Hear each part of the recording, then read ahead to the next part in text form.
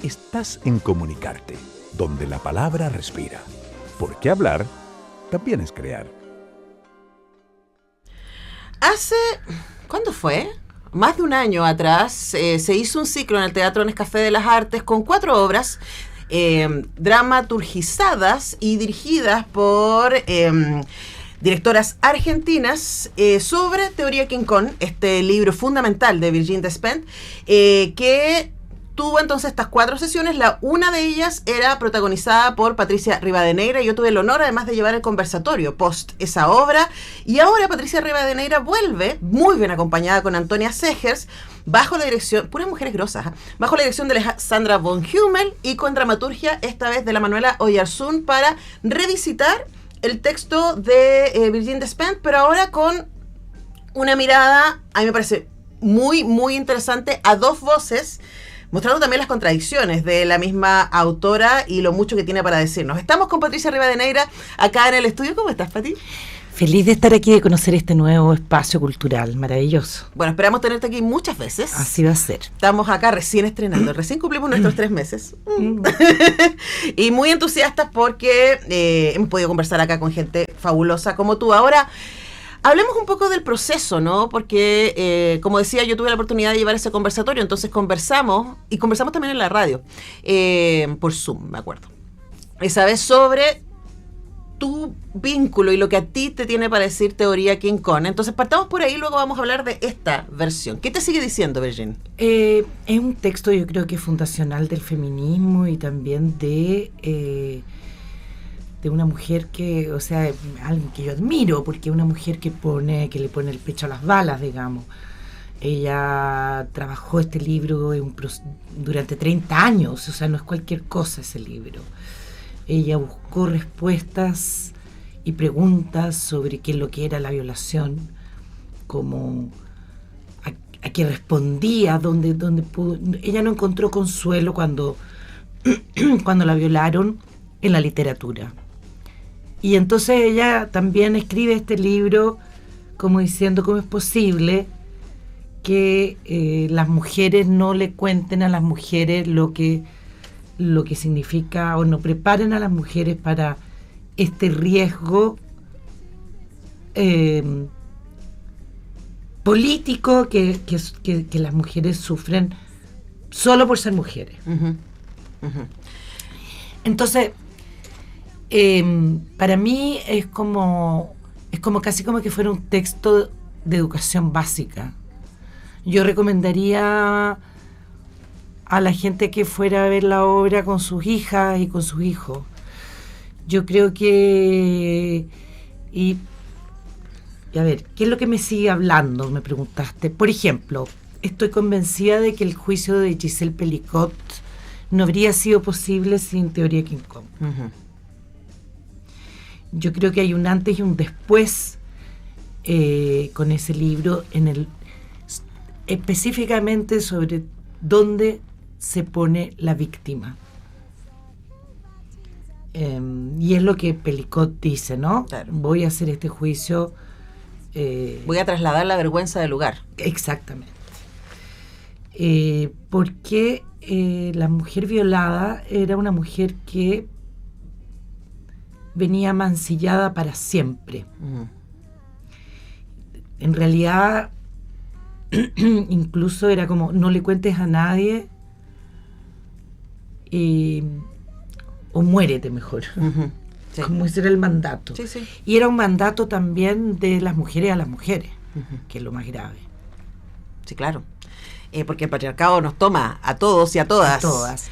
Entonces también, bueno, la obra, como tú viste el sábado, es una obra que está llena de contradicciones y tiene humor y no hay victimización. Uh-huh. O sea, yo lo que más detesto en el arte es la victimización, ¿no? Uh-huh. O sea, creo que y como esta cosa de estar dando lecciones moralistas. Uh-huh. Yo personalmente como artista, eso es algo que creo que hay que evitar. Sí. Y creo que eso es algo que el libro me sigue también transmitiendo. Sí. No hay ahí es punk, es rock punk. Ella es una mujer que se pone en un lugar de fuerza y no en un lugar de víctima. Sí, y además se apropia, ¿no? Y de hecho, el libro habla de muchas cosas, habla de su violación, pero también habla de la decisión consciente que ella toma de trabajar como prostituta un par de años. Y todo lo que aprende respecto a eso. Y a mí me encanta, hay un texto que tú dices en la obra que dice, yo transité mi violación a través de la prostitución, apropiándome de mi sexualidad, y yo pensaba, qué poderoso, qué fuerte, y qué poderoso, y qué contracultural, y qué contramandato, lo que dice Virginia Despentes en Teoría King Kong, pero también lo que ustedes escogen dejar en la obra, ¿no? Entonces también hablemos de este proceso junto a Manuela Yersun, junto a Alexandra Van Humen y Antonia Segers, imagínate el poder de esas 4 mujeres para ir seleccionando la obra y dejar estas 2 voces, ¿no? Que son tan entretenidas de seguir. Claro, cuando yo vi la propuesta que trajeron los argentinos, que eran estas lecturas y que era un capítulo por día, era una preciosa apuesta, y yo al ver esto, vi ahí la posibilidad de hacer un espectáculo teatral, no una lectura. Y gracias al apoyo de Teatro Nescafé, de las Artes, que también vieron que la idea era interesante, pudimos hacerlo. Pensé yo que 2 voces, porque el libro está lleno de contradicciones, como la vida, podía ser interesante. Y ahí está la genialidad de von Hummel y también de Manuela, y el proceso en donde fuimos nosotras discutiendo las 4, cada una de las de los capítulos del libro, en donde nos interpelaban en cuáles eran nuestras propias experiencias en esas áreas, ¿no? Cuál era nuestra visión de la pornografía, quién ve pornografía, quién no, cuál ha sido nuestra experiencia en la prostitución, quién había tenido algún evento de violación o sufrido intentos, como en mi caso. Y eso se fue discutiendo y se fue poniendo en el caldero de los ensayos.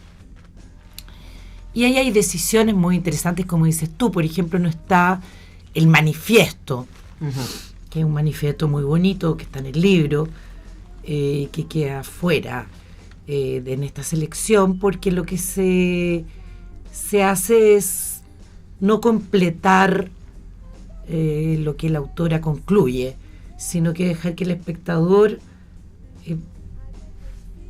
haga su propio manifiesto después de la obra. Sí, ahora, como yo vi la versión anterior, o sea, el trabajo anterior, que no era la versión de esto mismo, sino también un acercamiento al mismo texto, diríamos. Sí. A mí me impresionó gratamente, hay que decir, el trabajo, lo que tú dices, el trabajo teatral.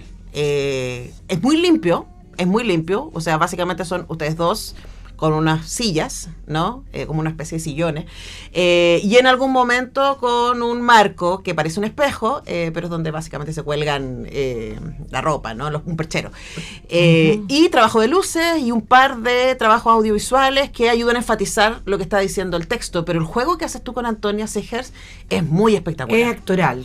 Totalmente actoral. Yo creo que la palabra espejo es muy importante en lo que está sucediendo en el escenario. Sí, porque inclusive al principio mucha gente me lo ha dicho, no se distinguen quién es quién, quién es la Antonia y cuál es la Patricia, en la primera escena, por ejemplo. Claro. Porque lo que propone la autora, y en eso creo que la respetamos, es que esta historia es la historia de todas. Porque cuando le pasa a una, nos está pasando a todas. Y también ahí hay un juego muy bueno, muy interesante de poner la contradicción en estos trajes Chanel de la punk, que es la autora, ¿no? Ella dice, entonces estamos aquí vistiendo a esa mujer blanca, a la que todas deberíamos parecernos, la mujer blanca, bien casada, culta pero menos que un hombre. Estamos vestidas de ese estereotipo, de la que deberíamos ser. Sin embargo, claro, hay señales de un descalabro, ¿no? Hay una boca roja que está corrida, hay lentes oscuros quizás porque ha estado llorando. Uh-huh. Y hay además un trabajo corporal, sí, que es muy poco dama, diríamos. claro. Ustedes hacen todo el trabajo de salirse de la dama. Lo que además es muy fuerte porque las vemos en Chanel con sombrerito, pero con unas posturas físicas que uno dice, a ver, pero hay un ruido en el trabajo. Claro. Ahora es muy bonito porque el primer texto que dice Antonia Segers es exactamente esta parte donde ella dice, esa mujer blanca, bien casada, que estudia pero no tanto como el marido, que sabe pero menos que el marido, que no incomoda, etcétera, parte diciendo, no existe. Y ahí abrimos la puerta a lo que vamos a empezar a ver. Exacto. Que son todas estas fisuras y todas estas preguntas. Y una pregunta que a mí me parece súper importante, que es la tensión entre erotismo y violencia, especialmente de una mujer que fue violada y que después trabajó en prostitución. Y que ha tenido fantasías sexuales con ser violada. Uh-huh.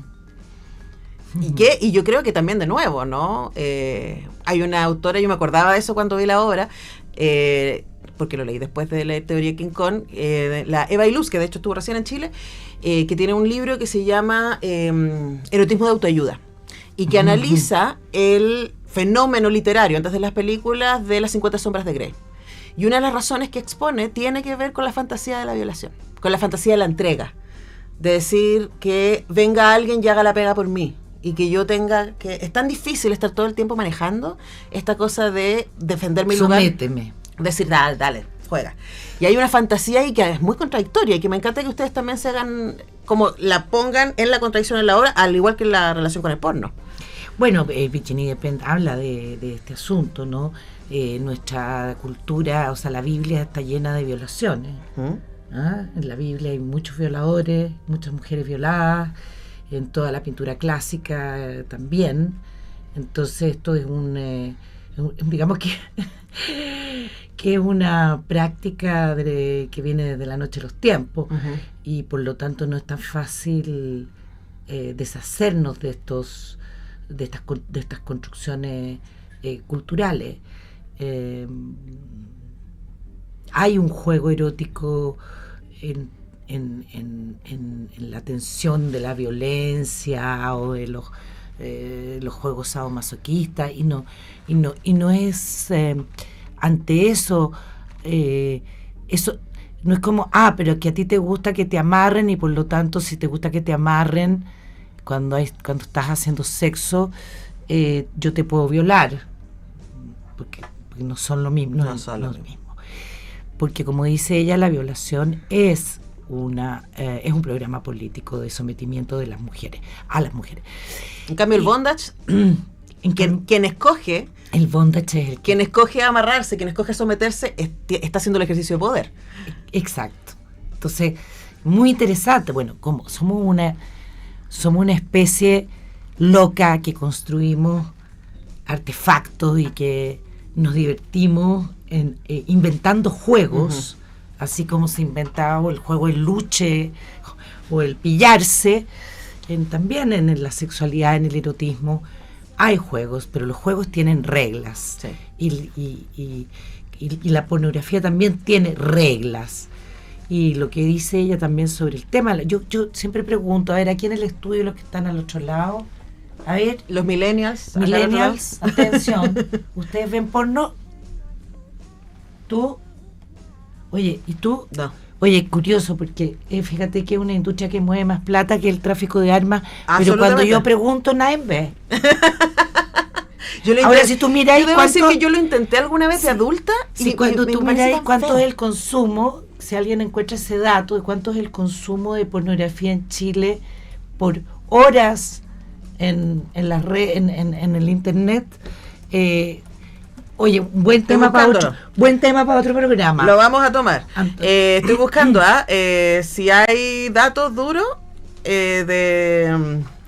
Bueno, no encuentro. Hay mucho consumo de pornografía. Yo tampoco consumo pornografía. Sobrepasa 7 veces el promedio mundial en Chile. ¡Ah, diablo! ¿Qué te parece? Y justo aquí nosotros, los angelitos, estos 5 que estamos aquí, no. Es que ¿sabéis qué pasa? Te lanzo una teoría, no vamos a alcanzar a desarrollarla. Yo creo que nosotros lanzamos nuestras pulsiones en el arte.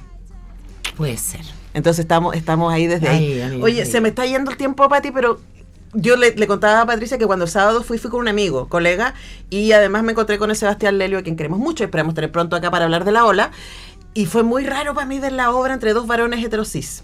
Porque claro, a mí todo lo que ustedes decían era como, bueno, además que por supuesto leí Teoría de King Kong en su momento, era como, sí, pues, esto es. Pero para los hombres es muy fuerte. Es muy fuerte. Entonces preguntarte cómo ha sido hasta ahora, porque la obra, este es el remontaje, Matucana 100. Sí. Tuvo su temporada en Nescafé, estuvieron fuera también de Santiago. Mira, tuvimos además una temporada en Buenos Aires con grandes críticas, lamentablemente aquí no tanto. Creo que se escribió una aquí en Chile. En Buenos Aires en un weekend escribieron 3. Sí, es que también hay más medios dedicados a Bueno, pero eso todavía. es lo que eso es lo que estoy reclamando. Es fuerte, pero sí he visto un incremento de hombres en la sala. Y de eso me siento muy orgullosa. Creo que es súper importante construir nuestros pactos con los hombres, porque sin ellos no vamos a hacer los grandes cambios. Ujú. Así que yo sé que puede ser incómodo, pero también es incómodo para las mujeres. Sí. También es incómodo. Lo que pasa es que no es novedoso. Sí y no, porque Digo como noticia, nosotros sabemos que como eso es noticia no, pero sí como algo que se comparte socialmente. así. Sí. Ponerlo ahí, bueno, que es lo que hace Virgin. Porque el abuso sigue siendo algo que debe ser callado, ocultado. Nuestras prácticas sexuales, si vemos o no vemos pornografía, no es algo que que se hable abiertamente. La prostitución menos. Sí. O sea, nadie cuenta que es prostituta. Ujú. Hay muchas jóvenes. Y menos contar que Hay eres muchas cliente. jóvenes estudiantes que se pagan la universidad. Sí. En fin, o sea, la prostitución es más, como dice que ¿El oficio más antiguo? el oficio más antiguo del mundo. Sí. Bueno, Una mujer llena de vicios, yo la ultra recomiendo, de verdad y teatralmente es muy interesante, pero por supuesto también en términos de discurso. Y además ver a Antonia Segers y a Patricia Rivadeneira arriba de un escenario, ya eso de por sí, lo que estén haciendo, Gracias. vale la pena. Ojo, que vamos a regalar entradas dobles para que ustedes vayan a ver, porque aquí en Radio Unidad no solamente invitamos y difundimos la cultura, también regalamos Ay, cultura. me alegro, me En alegro. asociación, por supuesto, con la gente buena de Matucana 100, vamos a tener entradas para la función del 24. Del 24. Ahora, ustedes asegúrense, vayan a ver, porque está hasta el 24. Es la última función Sí, para la y que vamos a ver. asegúrense porque esa función va a estar llena. Sí, sí, sí. Como siempre, la última función está llena. Sí, esto pueden ir a verla. Está ya en funciones. Viernes a las 20 horas y sábados y domingos a las 19 horas. A mí me encanta ir a Matucana 100 el sábado o el domingo, porque es más tranqui. No, y además uno puede darse una vuelta, por ejemplo, por el MAC, que Claro. está con unas muestras extraordinarias. Está el Museo de la Memoria, un poquito más sí. allá, Biblioteca de Santiago. Exacto. Hay harto Y que ver en entonces eso. uno puede entrar y mirar las colecciones, mirar las muestras y después irse a la sala a las 7 al teatro. Exactamente. Entonces, viernes a las 20 horas, sábado y domingo a las 19 horas, hay Viernes Popular. Ojito con eso. También, y no sé, ¿verdad? No se la pierdan, está hasta el 24. Y atentos a nuestras redes sociales. En Instagram vamos a estar regalando invitaciones dobles. Hemos estado conversando con la fabulosa Patricia Rivadeneira. Gracias por venir, Pati. A ti, gracias y felicitaciones por el nuevo medio. Aquí vamos, aquí vamos. Y nosotros vamos a la música y al regreso vamos a estar hablando con Paz López sobre su fabuloso libro Pánico y Ternura. Oye, pero igual